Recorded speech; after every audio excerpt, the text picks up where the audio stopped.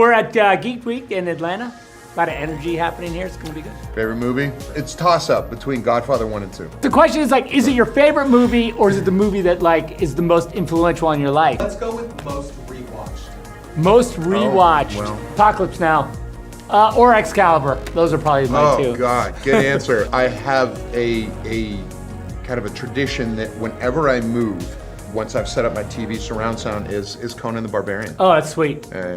John Kind of Milius, his peak. Greatest. Yeah, I mean, he's my favorite writer ever. Yeah. There's two books I have, which is Blood Meridian and Fountainhead are the two books that I pretty much read. And the funny thing is, we were talking about it the other night, I pick up The Fountainhead every couple of years and reread it. It's been my favorite since I read it in drama school. But other than that, there's a graphic novel called Martial Law, Fear and Loathing by Pat Mills that I read once a year.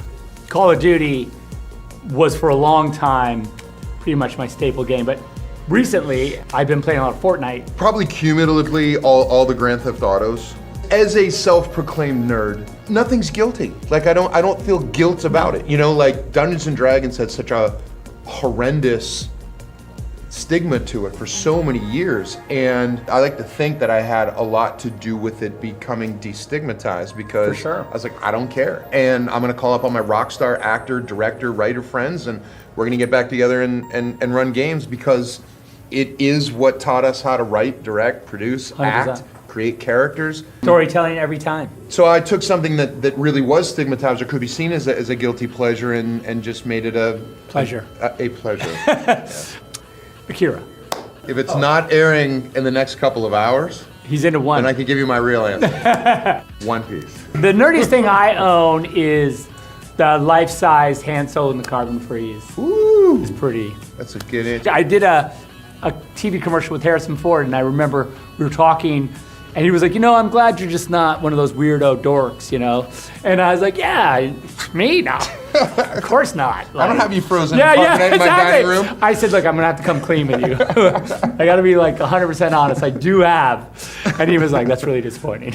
Oh man. Other than all of the things for the Friday night D&D games, the coolest thing that would appeal to nerds that I have is the Deathstroke helmet from the Justice League end of credits scene. It's not even nerdy, that's just cool. I do also have original from Conan the Barbarian. They had the sparking sword. It has cables that come off of it, it says electrify, so they can make a spark. I have one of the axes from Mandy.